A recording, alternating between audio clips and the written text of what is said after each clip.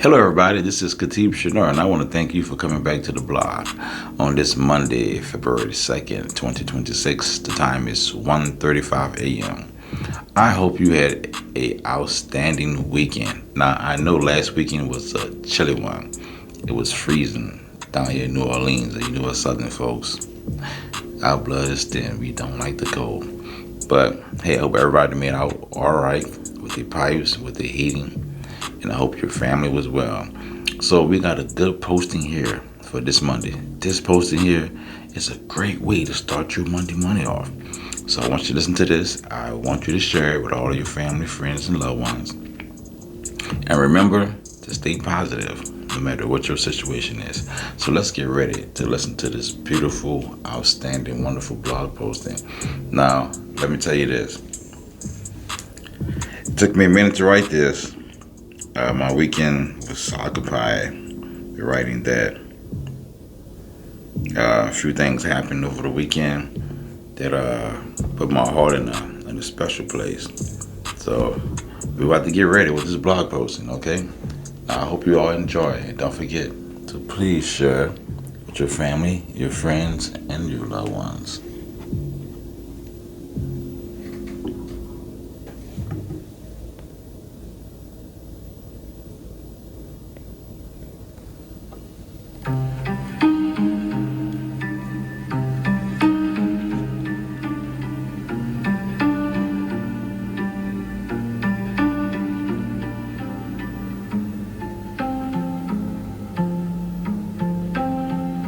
Author's opening note. I need to say this before anything else, because pretending otherwise would be dishonest. And I have learned that honesty without care is just arrogance wearing church clothes. This reflection cost me something. It wasn't written in one sitting. It wasn't written clean. It was written between pauses, deep breaths, and moments where I had to step away and remind myself why I even bothered putting words on paper in the first place. Writing like this doesn't come from talent alone.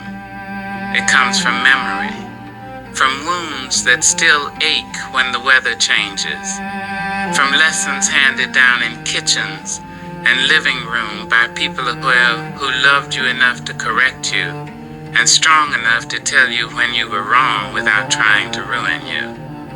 I grew up learning that words travel. They don't just leave your mouth and disappear. They linger in rooms. They follow people home. They sit with them when the lights go out. And sometimes they echo longer than we ever intended. I also learned that some folks tell the truth, like they're swinging a brick, then look surprised when something breaks.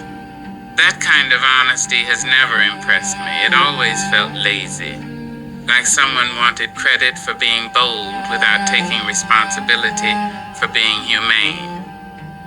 There's a difference between speaking clearly and speaking cruelly. New Orleans taught me that. This city will tell you the truth, but it'll feed you first. It'll laugh with you before it checks you. It'll wrap hard lessons in rhythm, humor, and warmth, because wisdom here understands timing. It understands tone. It understands that delivery matters just as much as content. This reflection isn't about silencing truth. It's about rescuing it from people who use it like a switchblade and then claim innocence because they didn't lie. It's about intent, about why we say what we say, about whether our words are meant to heal, protect, guide, or just make us feel powerful for a moment. If you're looking for something neat and comfortable, this may not be it. But if you're willing to sit with discomfort, laugh a little through the sting, and reflect honestly on how your tongue has both healed and harmed, then stay. This was written with care. Even the sharp parts, especially the sharp parts. What you meant to say and what it did. Instead, when truth loses its manners and forgets its job. Written by Khatib Shanar. Now let me tell you something the city taught me long before I could explain it properly. Down here, we don't rush our words, or at least we're not supposed to. You grow up hearing how somebody said something, not just what they said. Tone gets talked about like it's a living thing, because it is. You can tell when somebody means well, and you can feel when somebody is enjoying the damage their honesty is doing. That feeling sits heavy, like humidity that won't lift. I've watched truths land like blessings and like bruises, same facts, different intent. One builds a bridge, the other lights a match and calls it transparency. My grandmother used to say, "Baby, just because it's true, don't mean it's yours to tell." She didn't say it gently either. She said it while stirring pots, folding clothes, looking straight through you, and at the time I thought she was being old-fashioned. Turns out she was being wise. She understood something many adults still haven't learned. Truth has a responsibility attached to it. There's a kind of honesty that wants applause. It likes to announce itself. Brutally honest, people say, like, brutality is a badge of courage instead of a warning label. But brutal means savage, violent. And when honesty needs violence to feel effective, that should make us pause. I've seen people use facts like a crowbar, prying open old wounds that were finally scabbing over, sharing private struggles under the excuse of concern, repeating someone's past mistakes not to help them grow but to keep them small. And the saddest part is how often they look confused when trust disappears afterward, as if truth alone should have protected them from consequence. Intent is the quiet part nobody wants to examine, because intent asks hard questions. Why did you say that right then? Why to that person? Why in that tone? Why not in private? Why not with compassion? Why not with patience? New Orleans folklore talks about spirits that linger when things aren't laid to rest properly. I believe words do the same. When spoken with malice, they haunt. They float back up like coffins after a flood. You think you buried it. But intent has a way of resurfacing. I've been on both sides of this, and I've spoken truths too sharply. I've justified it by telling myself they needed to hear it. Maybe they did, but they didn't need to be wounded by it. Growth doesn't require humiliation. Correction doesn't need cruelty, and clarity doesn't demand aggression. There's a difference between telling someone the truth and telling someone off. One aims to heal, the other aims to win. And winning at the expense of someone's dignity costs more than people realize. Words carry memory. They remember where they came from. You can feel when someone is speaking from care versus when they're speaking from unresolved hurt. Hurt people don't just lash out. Sometimes they lecture. Sometimes they confess truths loudly so they don't have to sit with their own pain quietly. The Creator gave us language as a tool, not a weapon, and every tool can become dangerous in careless hands. This city taught me rhythm, when to speak, when to pause, when silence says more than a sermon. Jazz isn't about playing every note. It's about knowing which ones to leave out. Words work the same way. If your honesty doesn't leave room for grace, it isn't wisdom. It's noise. And if your truth leaves bodies in its wake, then maybe it wasn't truth doing the damage. Maybe it was you. Part 2. Title: When Truth Starts Swinging Like a Fist. How words lose their holiness when intent turns mean. There's an old story that never made it into books. One of those quiet pieces of city wisdom that gets passed mouth to mouth, porch to porch, like a warning wrapped in humor so it doesn't scare you off too quick.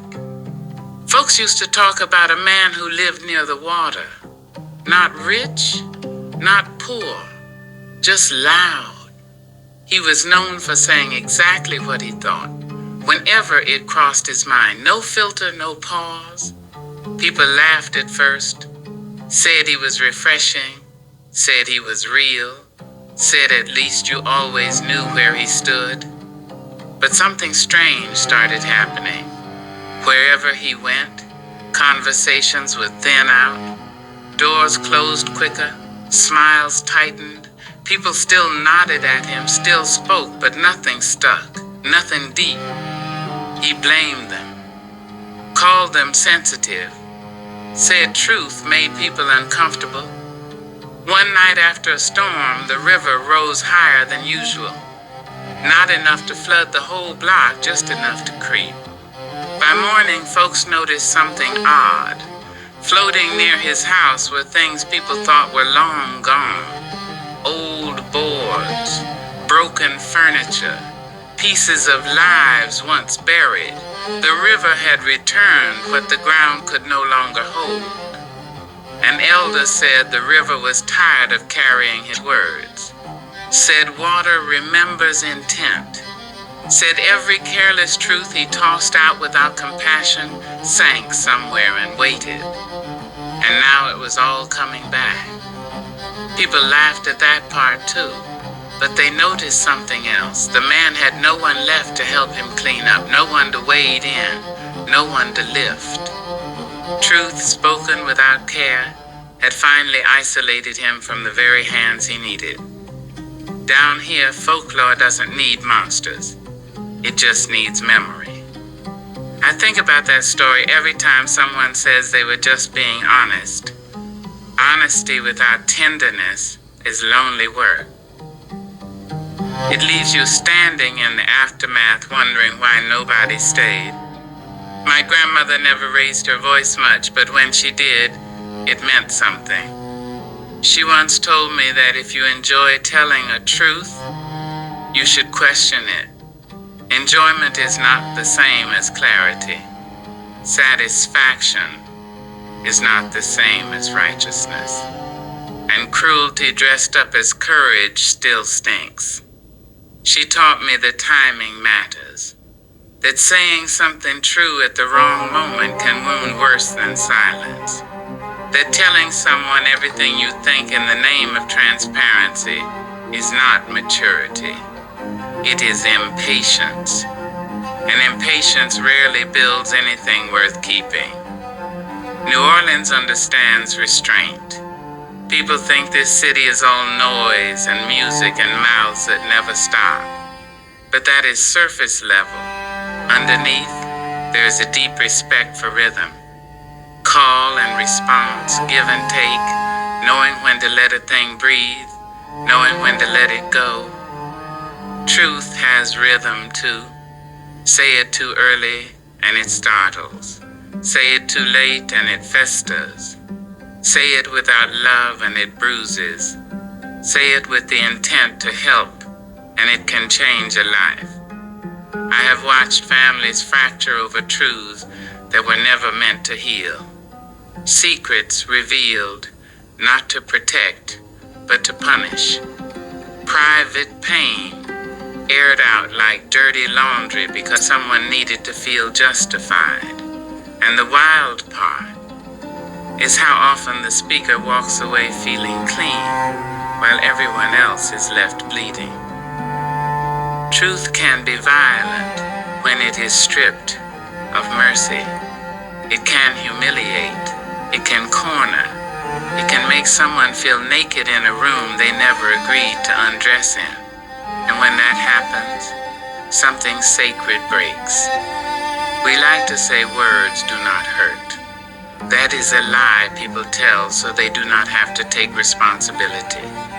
Words shape memory. They define moments. They lodge themselves in people and come back years later when nobody expects them. I still remember things said to me decades ago, not because they were true, but because they were delivered without care. There is a difference between correction and exposure, between accountability and spectacle, between concern and control. Manipulators know this well. They use truths selectively, pull out facts like receipts to shame, to guilt, to isolate. They say things like, "After all I did for you," and mean, "Remember your debt." They frame history as a weapon and call it honesty. That is not integrity, that is leverage. Integrity asks harder questions. Does this need to be said? Does it need to be said now? Does it need to be said by me? Does it serve healing, or does it serve my ego? The Creator does not speak carelessly. Look at how creation works. Nothing rushed, nothing wasted. Even storms have purpose, even silence carries instruction. We should learn from that. I had to learn this the hard way. I have spoken truths in anger and called it clarity. I have wounded people and justified it by saying they needed to hear it. Maybe they did.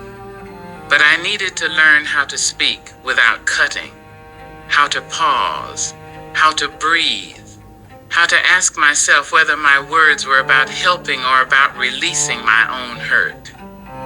Hurt people do not always shout. Sometimes they explain, sometimes they lecture, sometimes they tell the truth loudly so they do not have to sit quietly with their own pain. Breaking that cycle is work. Real work.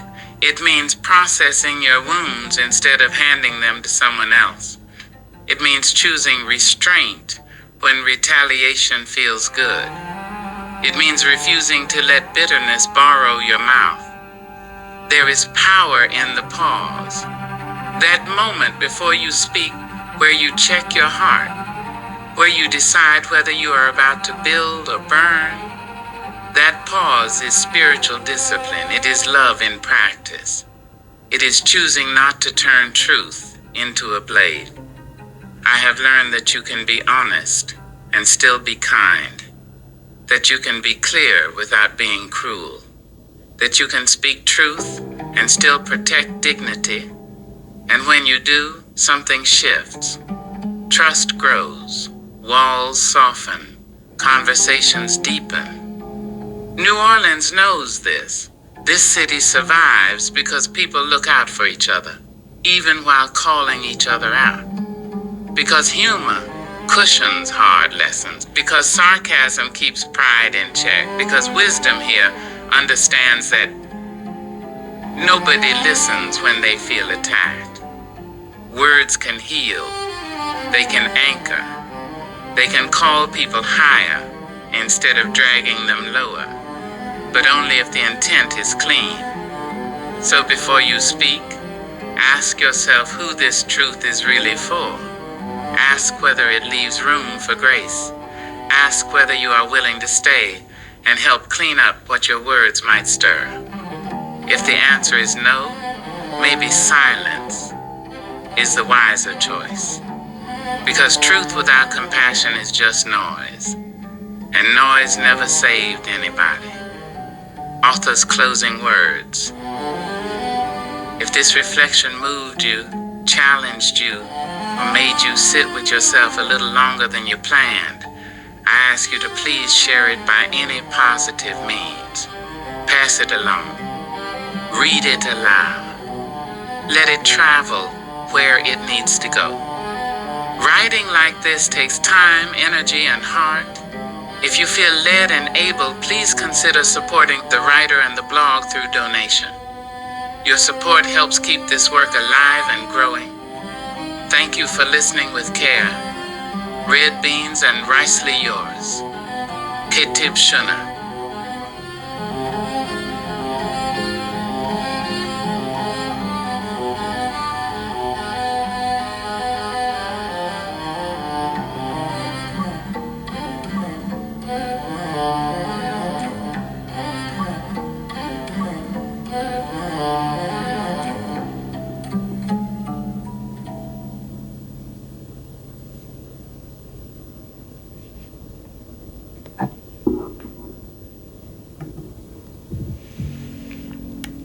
Thank you all for listening to that blog posting. I hope you really liked it. I hope it touched your heart. I hope it warmed your soul. So I'm going to ask you a little something. If this blog posting really